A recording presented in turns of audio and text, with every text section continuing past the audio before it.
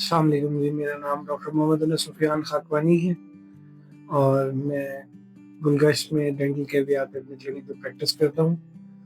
जिस तरह की पिछली वीडियो में आपके साथ बात हुई थी जिसमें मैंने आपको बताया था कि मैं वक्तन फ़वक्तन इंशाल्लाह कोशिश करूँगा कि आप लोगों से इन टच रहूँ और आपको अपनी फील्ड ऑर्थोडोंटिक्स के बारे के और जनरल डेंटिस्ट्री के हवाले से जो है वो आगाह करता रहूँ। ऑर्थोडोंटिक्स की फील्ड जो है वो बड़े छोटे जबड़े और टेढ़े जबड़ों के अलावा दांतों के टेढ़ेपन के इलाज की फील्ड है। और आज मैं आपको एक कॉमन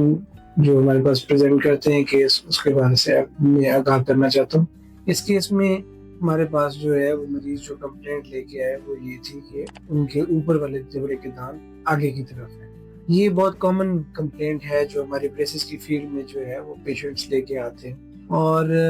ज़्यादातर केसेस के अंदर इसके अंदर जो इशू होता है वो आपके दांतों का इशू नहीं होता बल्कि जबड़ों का इशू होता है। और इसमें आपका जो नीचे वाला जबड़ा होता है वो छोटा होता है या उसकी नशोनुमा कम रह गई होती है जिसकी वजह से एक इल्यूजन क्रिएट होती है और आपको ऐसे महसूस होता है कि शायद आपके ऊपर वाले दांत बाहर की तरफ हैं या बाहर की तरफ आ रहे हैं। तो इस केस में भी ऐसा ही था। इस बच्चे का जो है वो नीचे वाला जबड़ा जो है उसकी नशोनुमा में कमी थी। हमने फुल माउथ फोटोग्राफी करके मुंह के बाहर की फोटोग्राफ्स और एक्सरेज लेके उनके वालिदैन को इस बारे में आगाह किया और फिर हमने एक म्यूचुअल कंसेंट डिसीजन के बाद ग्रोथ मॉडिफिकेशन एक हमारी ब्रेसेस के ट्रीटमेंट में जो है वो मोडेलिटी है जिसके बारे में जनरल पब्लिक इतनी बेहतर आगाह नहीं है और वो यूजुअली हमारे पास रिपोर्ट करने में लेट हो जाते हैं क्योंकि जनरल डेंटिस्ट से उनकी जो मालूमात होती हैं जनरल यूनिवर्सिटी की जो मालूमात है वो ये होती है कि जब तक सारे पक्के दांत नहीं आ जाते तब तक आप ब्रेसेस नहीं लगवा सकते, इसलिए तब तक ऑर्थोडोंटिस्ट को विजिट करने की जरूरत नहीं,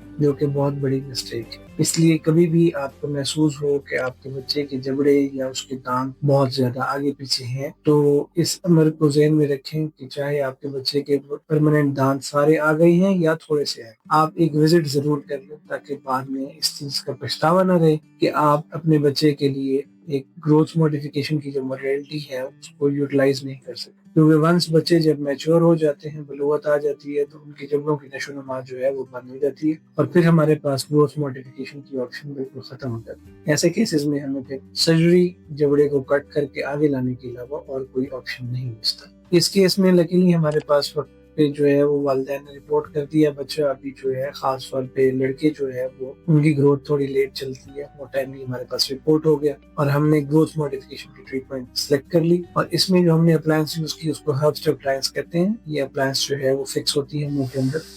पेशेंट इसको खुद नहीं उतार सकता और ये तकरीबन 9 महीने से 1 साल मुंह में लगी रहती है ताकि जबड़ों की नशोनुमा मुकम्मल हो जाए और उनके रास्ते में अगर कोई इन्वायरमेंटल फैक्टर्स जो है वो हिंड्रेंस क्रिएट कर रहे हैं तो वो हट जाए और ग्रोथ आसानी से हो जाए। इस हवाले से बिल्कुल एक चीज ध्यान में रखिएगा कि हमारे पास कोई ऐसी जादू की छड़ी नहीं है जो आपके जबड़े की ग्रोथ कराती है, या हम इस चीज को क्लेम नहीं करते कि हम जबड़े की ग्रोथ कराते हैं, बल्कि ये एक नेचर का जो प्रोसेस है, आपका जो अपना जेनेटिक पोटेंशियल है उसको असिस्ट करने के लिए अप्लायंसेस होती हैं ताकि वो फुली एक्सप्रेस हो सके आपका जो ग्रोथ का पोटेंशियल। और हर केस में भी ये यूटिलाइज नहीं हो सकता, इसकी भी कुछ लिमिटेशंस हैं। इस केस में आप पोस्ट ट्रीटमेंट फोटोज में देख सकते हैं कि बच्चे का जो जबड़ा है वो अब एक बैलेंस में आ गया है, उसके दांत जो है वो एक अच्छी अलाइनमेंट में आके सेटल हो गए। ग्रोथ मॉडिफिकेशन में होता ये है कि 6 महीने या साल के लिए या 9 महीने के लिए एक अप्लायंस जो अपना काम मुकम्मल कर लेती है, फिर उसके बाद हम ब्रेसेस लगा के जो दांतों का टेढ़ापन कुछ रह गया होता है उसको सेटल कर लेते हैं। कुछ केसेस में हमें कुछ दांत फिर भी निकालने पड़ते हैं दांतों को सेटल करने के,